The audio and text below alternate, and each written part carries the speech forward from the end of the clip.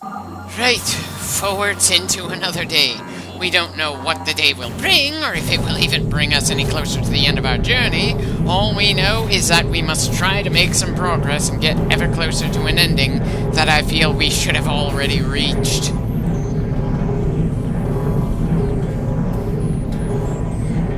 Is the cracked glass up there supposed to mean something? This isn't the kind of series that just throws around meaningless details, but at the same time, if it's not something we can scan, then generally it's not something for us to think about in any way, shape, or form, so I'm a little baffled here.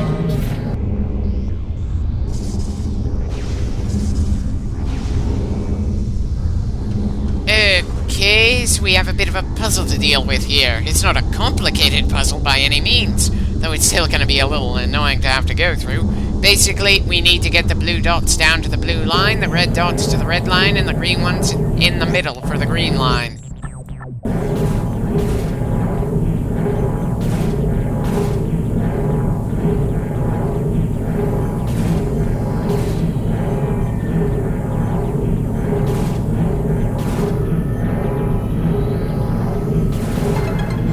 Yeah, that didn't take long to figure out. Wait, that just unlocked another bomb trigger?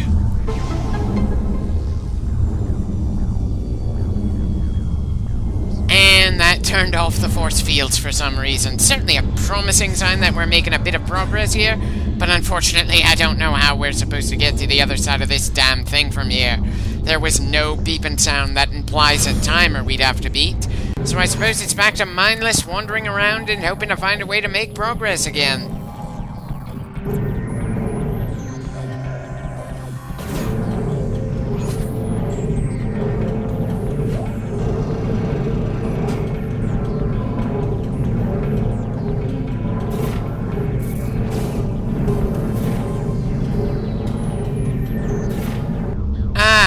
Spider ball track on the big wheel thing. Why didn't I notice that earlier?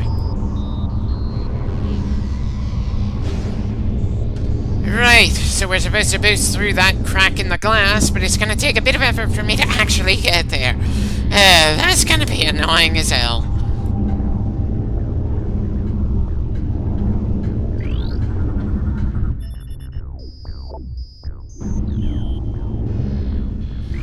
Well, at least falling down here gave us some lore. That's got to be worth something. Right, of course none of them did. If they did, then maybe Samus wouldn't have to win this entire damn war for them on her own.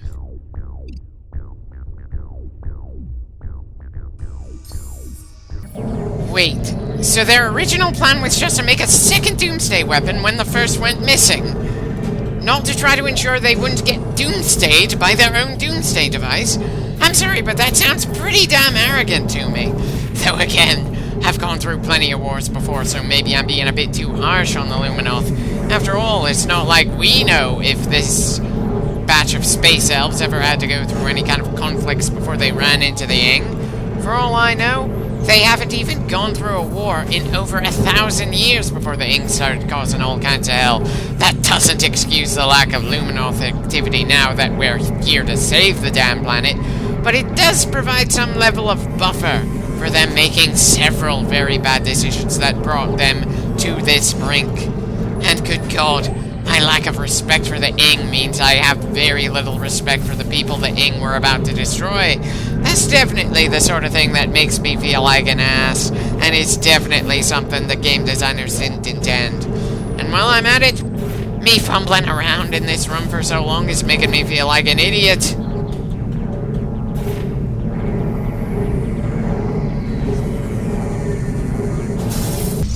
Well, at least I'm finally starting to make some more progress here. That's worth something.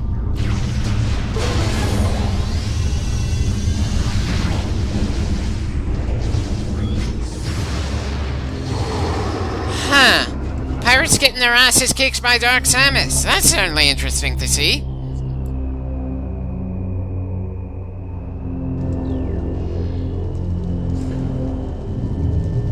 Well, clearly those levels aren't so dangerous to her since she's devouring that stuff like an addict. And with our luck, there's absolutely no way she's gonna die to an overdose or something. Wish I could say I'm looking forward to seeing just how much more dangerous she's gonna be for our rematch. But then our previous fight against her didn't feel all that special at the time that it happened. She was just another hostile to slow us down for a bit, and through proper application of skill, we beat her clean. Oh no, maybe this one will be better.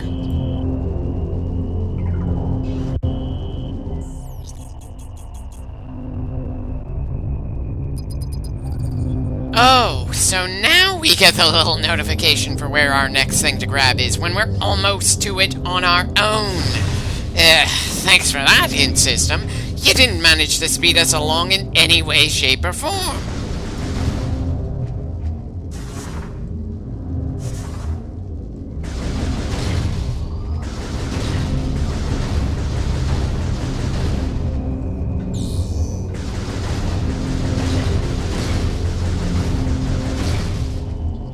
Probably wasn't much point in destroying all those crates, but I kind of needed something to vent some stress on.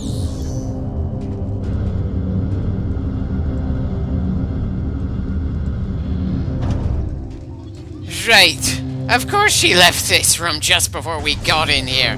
This room isn't big enough for a boss fight of that caliber.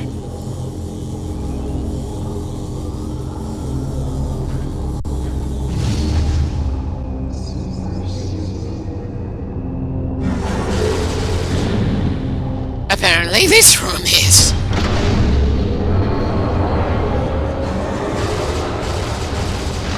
Huh. Fighting while on an elevator. An elevator that's currently on the move. I've got to admit, I don't think we've ever done that before. Well, of course she's vengeful. We killed her again.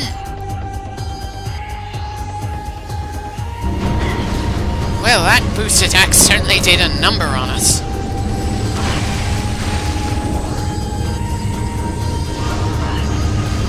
Yeesh, she's definitely got some new tricks since last time. And is it just me, or is she even more aggressive? Still, she only has 1 energy tank worth of health, while we have 7. At least if our readings are correct, we can most definitely take her.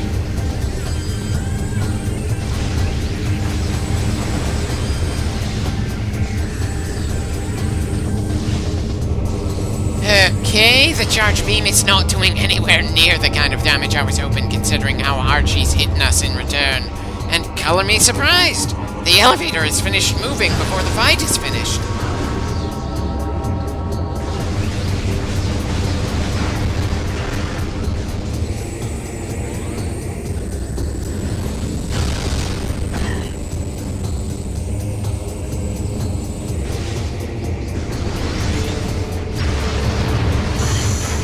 Part of me wants to ask how she gained all that gear and firepower since last time, since I damn well know we took the only speed boost on the planet. It can't just be due to the phazon she's been gathering. That would explain the harder hits and further durability, but not the entirely new attacks here, some of which are tricks that we could possibly use, but instead it was only possible for the actual bosses we fought. Hell, as far as I know, this is the only example of a shadow enemy the player fights against that has a rematch and actually does a good job of growing alongside the player character. It's certainly a different style of creepy than the SAX back in Fusion, that's for sure, but oof, this is working. Not much point in going invisible if we can still keep track of you, lady. Speaking of, I call hacks. When we had invisibility in Dread, we certainly weren't allowed to just keep shooting while invisible. This is absolute bullshit. But then maybe she's screaming bullshit because we can see her when she's supposed to be invisible, so it kinda evens out. And she's probably also pretty infuriated by the fact that we just keep healing in the middle of the fight, undoing a decent amount of the progress she worked so hard to make.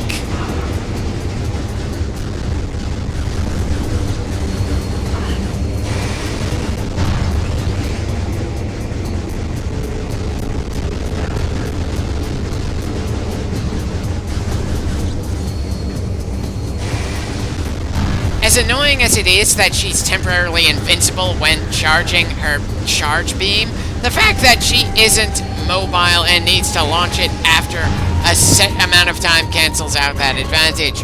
Or at least it does in my book. Okay, why the hell did I even bother pulling out the Dark Beam against Dark Samus? Especially since she moves so damn much and the Dark Beam is notoriously slow. It doesn't even seem to do all that much damage to her in the rare occasions it lands.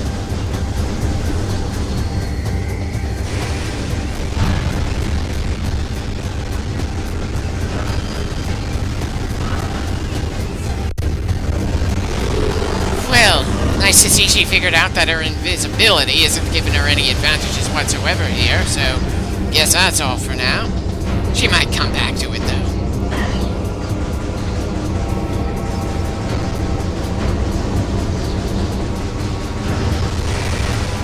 Good God, this bitch is a damage sponge for sure, and frankly, I'm enjoying it. A straight-up, no-gimmick brawl was just what the doctor ordered, considering I was feeling half asleep this far into the game. Yeah, dear God, this is definitely quite the wake-up call.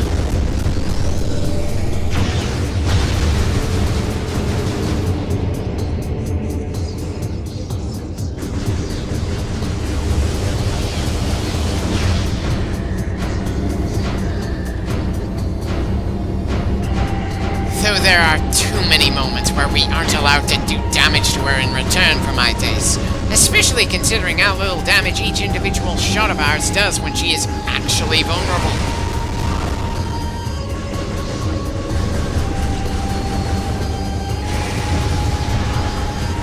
Actually, I can't tell if that's supposed to be a charge shot or a super missile. It could be either one. And I'm not about to willingly stand in that blast to learn the hard way. Not when she's been doing this much to us in a straight-up brawl this late in the game. It still feels like we've got the edge in terms of skill, but her firepower and the sheer number of tricks up her sleeve are certainly making it rough for us. And while technically speaking we have some offensive tricks as well, I'm pretty sure if we tried something clever like speedballing into her, we'd take damage, while her speedballing just strikes like a frickin' sledgehammer. I am not all that willing to experiment with what will and won't hurt her when we're slowly but surely taking her down and doing a reasonable enough job of keeping our own health up in return.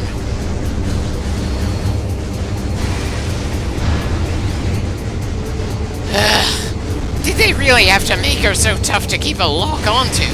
In a game where locking onto your enemies is such a major thing. When they make the Switch version for Metroid Prime 2, I certainly hope this is one of the things they correct for that version.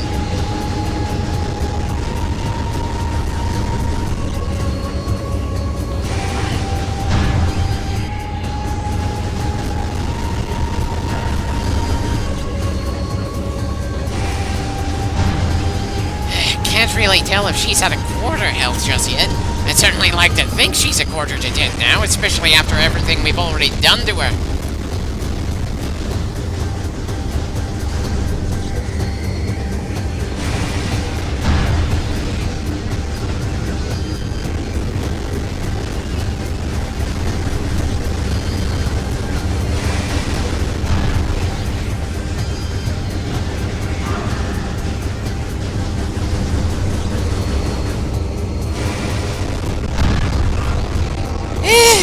Will you stop with the temporarily invulnerability shit?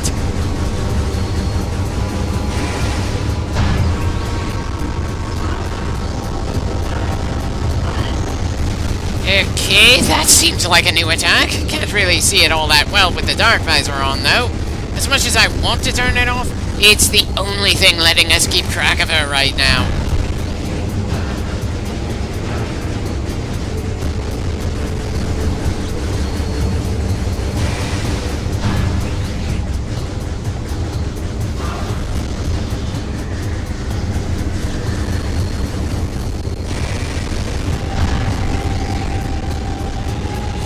She turns the stealth system back off.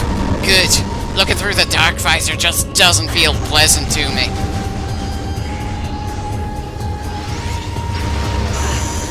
We've gotten hit by that laser way too often. I'm not too sure how we're supposed to dodge it. Is it jump over or roll under?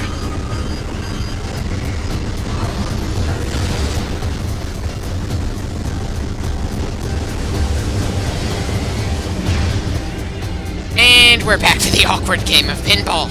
At least she's not as annoying at that as the Speed Boost Guardian. Good God. How many clips ago did we fight that pile of bullshit? Definitely quite a few clips ago in this LP.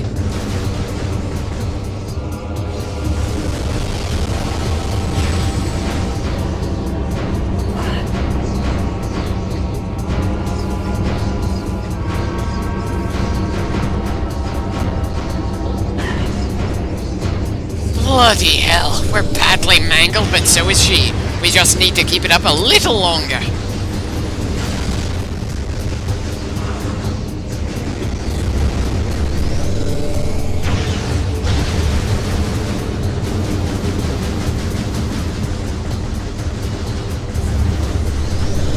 For fuck's sake! She's vulnerable for too few seconds considering how many times she charges bigger attacks.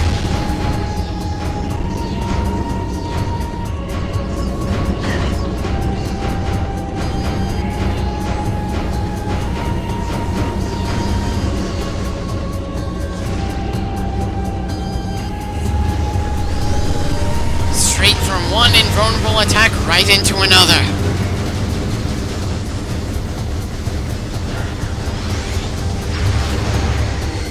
And the little electricity thing completely cancelled out our missile. Not that we fired that many in this fight, but still, she's a damage sponge that doesn't take any extra damage from our other weapons as far as I can tell.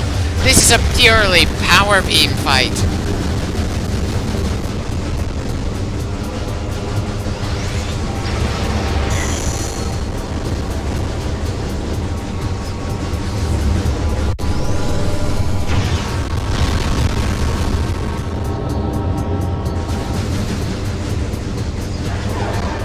And that finally does it. She's down in this rematch, and much like the first time, this isn't gonna keep her away for good.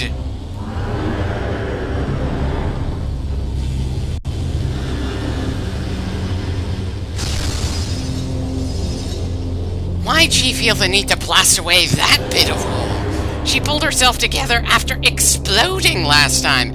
And why did Samus run towards her as she dropped? It's not like we wanted to save Dark Samus or something.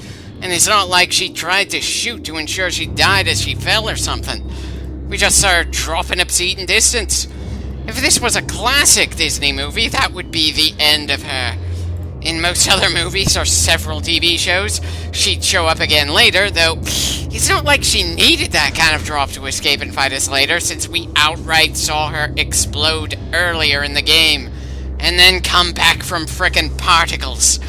If the SAX was your typical slasher flick villain, then Dark Samus is a Jason Voorhees escapee, immortality and constant revival included.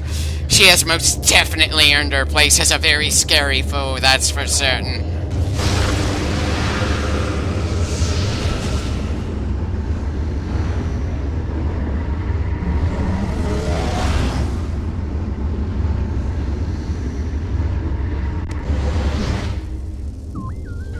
You know what would have been absolutely hilarious?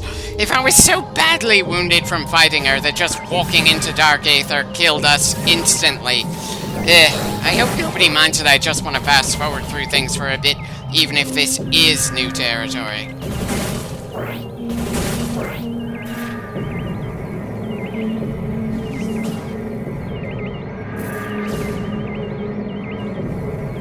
Okay, just how are we supposed to get up there to reach that other portal?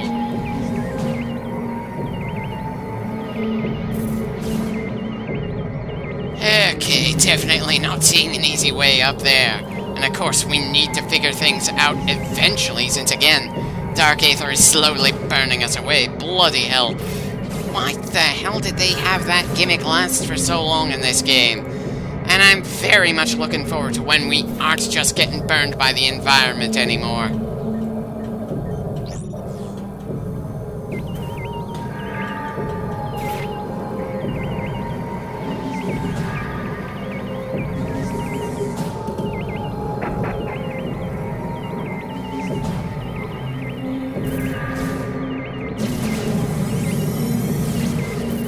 Right. The power bomb was wishful thinking, but it was worth trying. Again, it would be funny if we were killed by the environment, not that difficult foe we just recently had to fight. Did I see something similar when we were fighting against the Boost Guardian? Or was I just relieved that I managed to take a frustrating boss down without having to resort to cheats? Again, that was quite a few clips ago, and certainly before I took a break from this game for a while. Sorry I can't remember that far back in my own LP before I'm done with the game.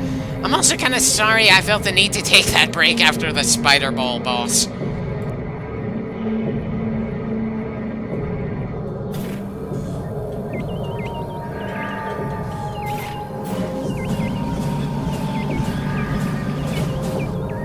Well, I suppose that's something that I should have thought to do earlier.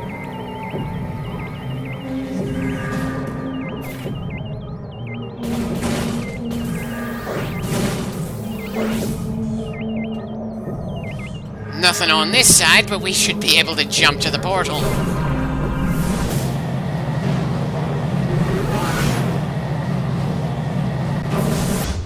And we're back to the non-toxic world. All that, and our reward is another visor. Sure, better than a missile expansion, but visor upgrades just don't do it for me like a new weapon, even if I only use the weapon to open doors. Please tell me this visor isn't gonna strain my eyes or something.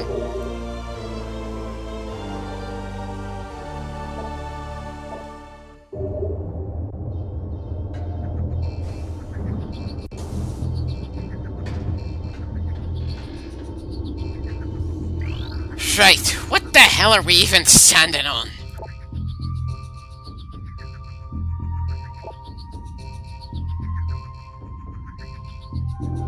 Well, that sounds like it's gonna open up a few of the more troublesome barriers we had earlier. It doesn't really feel like we're destroying the things emitting the sonic signal, though. It's more like we're deactivating them with our guns and they're polite enough to stop causing problems. Well, credit where it's due, that new visor isn't painful to look through. I still don't like it, but it could have been worse. Now let's get to a save point so I can end this clip and rest my throat until the next one.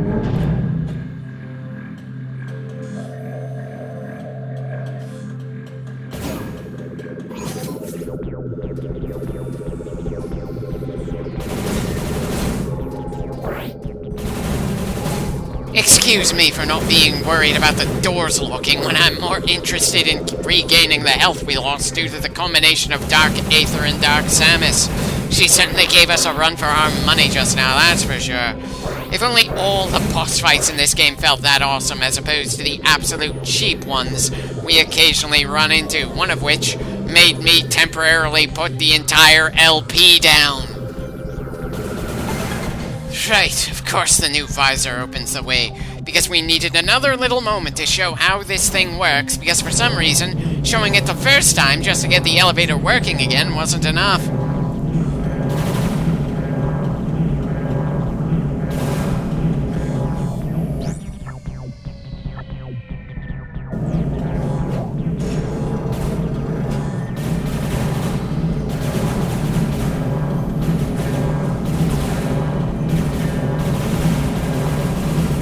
Apparently what I'm doing doesn't count as a sonic pulse, and I got no clue what I'm doing wrong. Does that mean I'm being an idiot again, or that the game didn't properly explain how to open those larger doors? Either way, we have most certainly done our duty for this clip.